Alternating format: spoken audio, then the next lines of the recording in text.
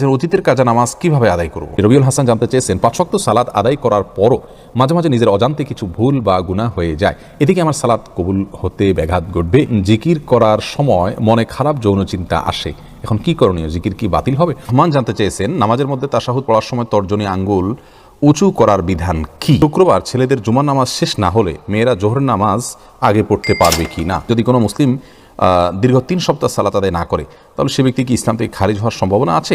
তানজিলা তাবাসসুম জানতে চেয়েছেন শুকরিয়া সিজদা কিভাবে দেয়। ইব্রাহিম আপনি জানতে চেয়েছেন নাভির নিচের লোমের সীমানা কতটুকু কাটতে হবে। জানতে চেয়েছেন বাক এবং শারীরিক প্রতিবন্ধীদের ক্ষেত্রে সালাতের নির্দেশনা জানতে চাই। এমনি আকিব জানতে চেয়েছেন বাড়িতে গিয়ে কোরআন খতম করার বিধান কি? নূর জানতে চেয়েছেন আমার এক প্রতিবেশী আত্মীয় সে সুস্থভাবে হাঁটতে চলতে পারে, তাতে তার কোনো অসুবিধা হয় বলে মনে হয় না। যখনই নামাজ পড়তে দেখি তখন সে অসুস্থ দাবি করে এবং চেয়ারে বসে নামাজ পড়ে। সে দাঁড়িয়ে নামাজ পড়ার সক্ষমতা থাকা সত্ত্বেও চেয়ারে বসে নামাজ আদায় করে, এখন তার নামাজ সহি হবে কি না? বিলম্ব না করে চলুন আমরা চলে যাই আমাদের প্রশ্নোত্তরে সরাসরি। মোহাম্মদ আবদুল্লাহ নূর জানতে চেয়েছেন আমার এক প্রতিবেশী আত্মীয় সে সুস্থভাবে হাঁটতে চলতে পারে, তাতে তার কোনো অসুবিধা হয় বলে মনে হয় না। যখনই নামাজ পড়তে দেখি তখন সে অসুস্থ দাবি করে এবং চেয়ারে বসে নামাজ পড়ে। সে দাঁড়িয়ে নামাজ পড়ার সক্ষমতা থাকা সত্ত্বেও চেয়ারে বসে নামাজ আদায় করে, এখন তার নামাজ সহি হবে কি না? খুবই গুরুত্বপূর্ণ প্রশ্ন ভাই আবদুল্লাহ নূর। দেখুন, যদি কেউ সুস্থ সবলভাবে হাঁটাচলা করছেন কিন্তু নামাজের সময় বসে নামাজ পড়ছেন এমনটি আপনি দেখতে পান, তাহলে হয়তো ব্যাপারটি এরকম যে লোকটি রুকু সেজদা করতে পারেন, অর্থাৎ হাঁটু ভাঙতে পারেন না। হাঁটা চলার জন্য তার হাঁটু ভাঙা প্রয়োজন হয় না। যদি এরকম হয় যে আসলেই তিনি হাঁটু ভাঙতে পারেন না বা ভাঙলে তার জন্য অনেক কষ্টের কারণ হয় সেটি, বা তার রোগ স্থায়ী হয়ে যাবে এই বিষয়টি ভয় বা আশঙ্কা থাকে, তাহলে সেই ব্যক্তির জন্য নামাজের মধ্যে যতক্ষণ দাঁড়ানোর বিধান আছে ততক্ষণ তাকে দাঁড়িয়ে থাকতে হবে। এরপর রুকু এবং সেজদার সময় তিনি চেয়ারে বসে ইশারা রুকু সেজদা করতে পারবেন।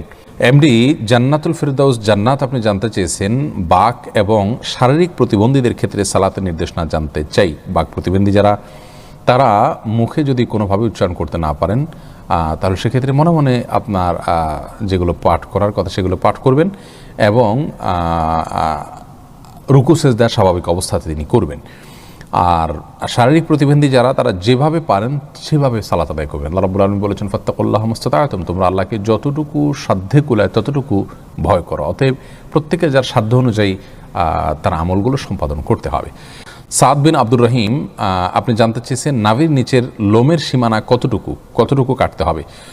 নাভির নিচ থেকে নিয়ে আপনার দোনোরানের চিপায় যে সমস্ত লোম থাকে সবগুলোকেই আপনি কাটবেন যতটুকু সম্ভব, কিছু যদি থেকে যায় তাতে অসুবিধা নেই।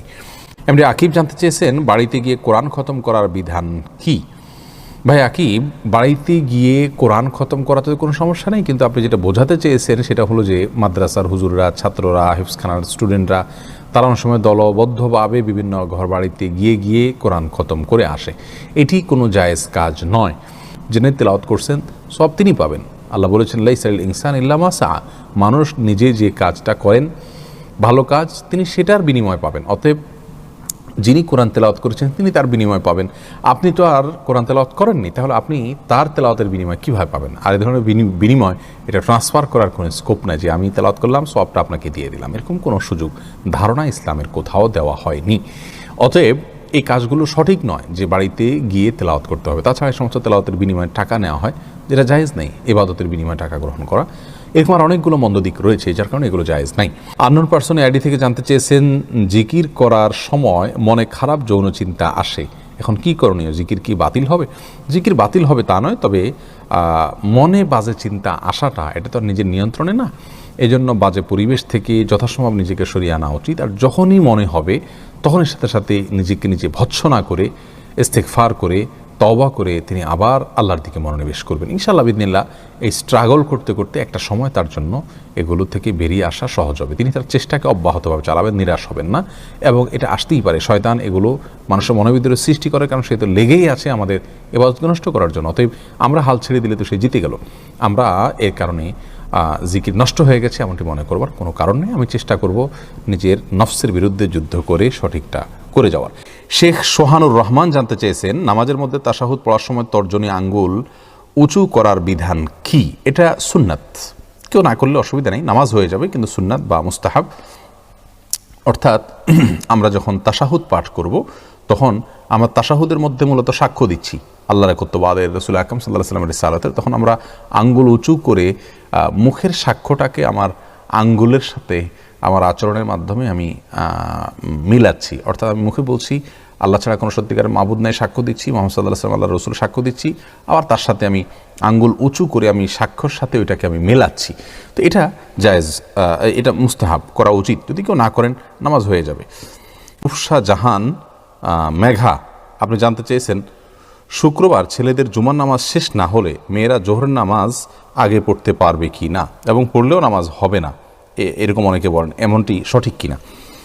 বনরূপসা, দেখুন, শুক্রবার বা জুমার দিনে মেয়েরা মেয়েরা পুরুষদের সালাতের অপেক্ষা করবেন না, বরং ওয়াক্ত হয়ে গেলে তারা সালাত আদায় করবেন।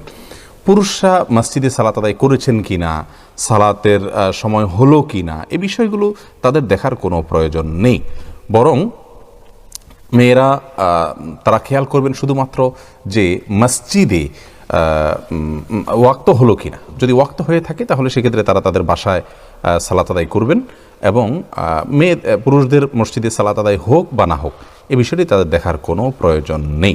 রবিউল হাসান জানতে চেয়েছেন, 5 ওয়াক্ত সালাত আদায় করার পরও মাঝে মাঝে নিজের অজান্তে কিছু ভুল বা গুনাহ হয়ে যায়, এতে কি আমার সালাত কবুল হতে ব্যাঘাত ঘটবে?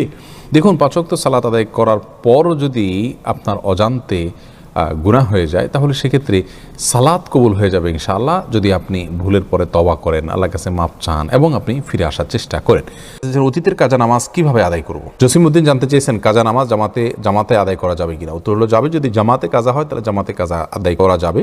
যেমন রাসূল করিম সাল্লাল্লাহু আলাইহি ওয়াসাল্লাম সাহাবীদেরকে নিয়ে কোথাও সফর থেকে আসছিলেন, তিনি ফজরের সময় তাদের কারোর ঘুম ভাঙেনি, তারা সবাই ঘুমিয়ে পড়েছিলেন গভীর ঘুমে, যার কারণে সূর্য ওঠার পরে তারা জামাতবদ্ধভাবে সেই নামাজ কাজা করেছেন। যার কারণে একাধিক ব্যক্তি যদি নামাজ কাজা হয় তাহলে সবাই মিলে জামাত করতে পারবেন। তানজিলা তাবাসসুম জানতে চেয়েছেন, শুকরিয়া সিজদা কিভাবে দেয়? আল্লাহু আকবার বলে সরাসরি সিজদায় চলে যাবেন, যে আল্লাহর তাসবিহ পাঠ করবেন, পড়ে উঠে যাবেন, বাস এটাই হলো শুকরিয়া সিজদা। শুকরিয়া সিজদা উজু লাগবে কিনা? বিন বাজ রাহিমাহুল্লাহ সহ সৌদি আরবের স্কলারগণ বলেছেন উজু লাগবে না, অন্যান্য উলামা ইকরাম বলেছেন উজু লাগবে। তো পদ্ধতিগত কোনো পার্থক্য নেই। এমনি আরিফ জানতে চেয়েছেন, যদি কোনো মুসলিম দীর্ঘ 3 সপ্তাহ সালাত আদায় না করে তাহলে সে ব্যক্তি কি ইসলাম থেকে খারিজ হওয়ার সম্ভাবনা আছে? না, ইসলাম থেকে খারিজ হওয়াটা এটার উপর নির্ভর করে না। তিনি যদি অপরাধ বোধ তার ভিতরে থাকে, সালাত আদায় করতে পারছেন না, তার ভিতরে আন্তরিকতা আছে, তিনি সালাত আদায় করতে চান কিন্তু হয়ে উঠছে না কোনো কারণে, তাহলে সেক্ষেত্রে আপনার তার জন্য এটা তার কারণে ইমান থেকে তিনি খারিজ হয়ে যাবেন না। আর যদি সালাতের প্রতি তিনি বেপরোয়া হন, সালাতের ফরজ হওয়াকে অস্বীকার করেন বা অপরাধ বোধ তার ভিতরে না থাকে, তাহলে তার ইমান নিয়ে আমরা সন্দেহ করতে পারি। যদিও ইচ্ছাকৃত সালাত ত্যাগকারীকে অনেক উলামা ইকরাম কাফের বলেছেন, যেমন সৌদি আরবের সর্বোচ্চ উলামা পরিষদের সাবেক প্রধান শেখ এবং মুফতি আম তথা সে দেশের জেনারেল মুফতি শেখ আব্দুল আজিজ বিন আবদুল্লাহ বিন বাজ রাহিমাহুল্লাহ সহ অনেক ইমামগণ, অনেক বড় উলামা ইকরাম, তাদের মতে ইচ্ছাকৃত সালাত ত্যাগ করলে সে কাফির। তো তাদের ফতোয়া অনুযায়ী কাফির হয়ে যাবে, কিন্তু জমহুর বা বেশিরভাগ উলামাদের মতের ব্যতিক্রম, অর্থাৎ এর কারণে সে কাফির হবে না।